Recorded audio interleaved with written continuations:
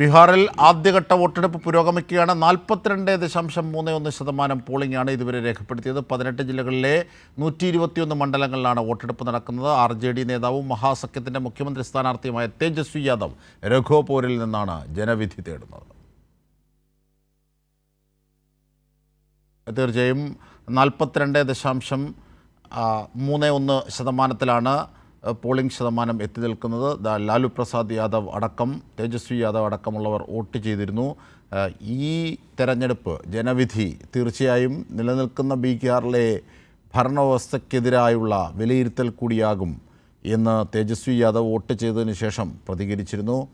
അങ്ങനെ RJDയുടെ ആ പഴയ പുഷ്കരകാലത്തിലേക്ക് തിരിച്ചു പോകാൻ, ബീഹാറിനെ കൊണ്ടുപോകാൻ ഉതകുന്ന തരത്തിലേക്കുള്ള ഒരു തെരഞ്ഞെടുപ്പായിരിക്കും ഇത് എന്ന് തന്നെയാണ് RJD വൃത്തങ്ങളും മഹാഗഠബന്ധനുമൊക്കെ വലിയ വിശ്വാസത്തോടെ മുമ്പോട്ട് വെക്കുന്നത്.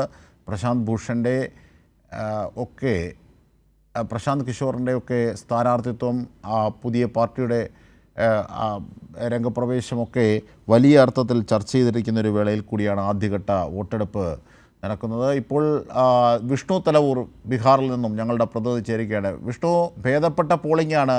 സാധാരണഗതിയിൽ ബീഹാറിനെ സംബന്ധിച്ച് നോക്കുമ്പോൾ ഇതുവരെ 42.31% അല്ലേ?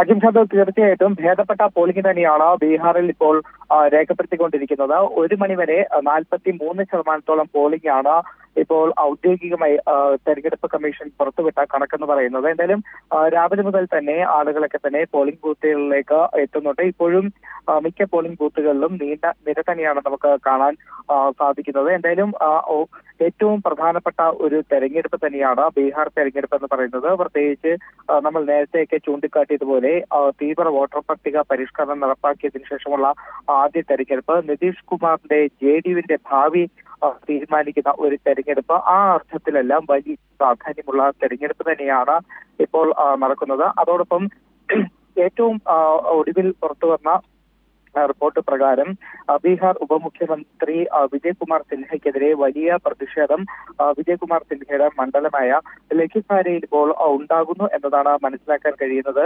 വിജയ്കുമാർ സിൻഹ വോട്ട് ചെയ്തതിന് ശേഷം അവിടുത്തെ ഒരു ഗ്രാമത്തിലേക്ക് പ്രചരണാർത്ഥം എത്തുമ്പോൾ അവിടെ നാട്ടുകാർ വിജയ്കുമാർ സിൻഹയെ തടയുകയും ഗ്രാമത്തിലേക്ക് പ്രവേശിക്കുന്നത് തടയുകയും കല്ലേറുണ്ടാവുകയും വിജയ്കുമാർ സിൻഹയ്ക്ക് നേരെ ചാണകമടക്കം നാട്ടുകാർ ഇറങ്ങി എന്നതാണ് മനസ്സിലാക്കാൻ കഴിയുന്നത്. എന്തായാലും ഇപ്പോൾ അങ്ങോട്ടേക്ക് പോലീസ് കൂടുതൽ സുരക്ഷാ ഉദ്യോഗസ്ഥരടക്കം എത്തുന്നുണ്ട്. അജിംഷാദ്, ശരി. ബീഹാറിലെ വോട്ടെടുപ്പിൻ്റെ ഏറ്റവും പുതിയ വിവരങ്ങളാണ് ഞങ്ങളുടെ പ്രതിനിധി വിഷ്ണു തലവൂർ നൽകിയത്. ഏതാണ്ട് 1 മണി കഴിയുന്നതോടുകൂടി 43% പോളിംഗാണ് രേഖപ്പെടുത്തിയത്.